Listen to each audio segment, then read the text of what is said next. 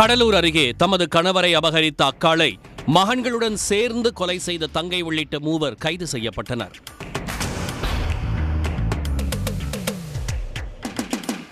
கடலூர் மாவட்டம் சேத்தியாத்தோப்பு அருகே உள்ள சோழத்தரம் கிராமத்தில் வசித்தவர் 45 வயது சங்கீதா. அவரது கணவர் 7 ஆண்டுகளுக்கு முன்பு இறந்துவிட்டார். குழந்தைகள் இல்லாததால் சங்கீதா மட்டும் தனியாக வசித்து வந்தார். அவருடைய தங்கை 40 வயது சரிதா புவனகிரி பகுதியில் உள்ள ஒரு கிராமத்தில் கணவர் மேகலைவனுடன் வசித்து வருகிறார். இந்த தம்பதிக்கு 17 மற்றும் 15 வயதில் மகன்கள் உள்ளனர். தனியாக வசித்த சங்கீதாவுக்கு சரிதாவின் கணவர் அவ்வப்போது சிறு உதவிகளை செய்துள்ளார். இதனால் இருவரும் அடிக்கடி சந்திக்கும் சூழல் ஏற்பட்டது. நாளடைவில் தனிமையில் சந்திப்பதை வழக்கமாக்கிக் கொண்டனர். இது பற்றி அறிந்த சரிதா தொடர்பை கைவிடும்படி இருவரையும் கண்டித்துள்ளார். சம்பவத்தன்று தனது கணவர் திடீரென காணாமல் போனதால் சந்தேகமடைந்த சரிதா அது குறித்து விசாரித்த போது சங்கீதா வீட்டில் இருப்பது தெரிய வந்தது. இதனால் ஆத்திரம் அடைந்த அவர் தனது மகன்களுடன் அங்கு சென்றார்.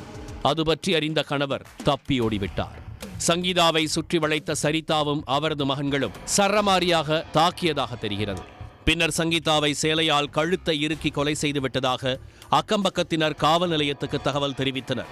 சம்பவ இடத்துக்கு வந்து விசாரணை நடத்திய போலீசார் சங்கீதாவின் சடலத்தை மீட்டு காட்டுமன்னார் கோவில் அரசு மருத்துவமனைக்கு அனுப்பி வைத்தனர். மேலும் சங்கீதாவை கொலை செய்ததாக சரிதா மற்றும் அவரது 2 மகன்களையும் போலீசார் கைது செய்தனர்.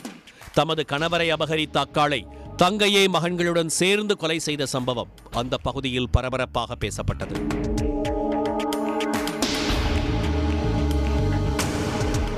உடனுக்குடன் செய்திகளை தெரிந்து கொள்ள சன் நியூஸ் பெல் ஐகானை கிளிக் பண்ணுங்க.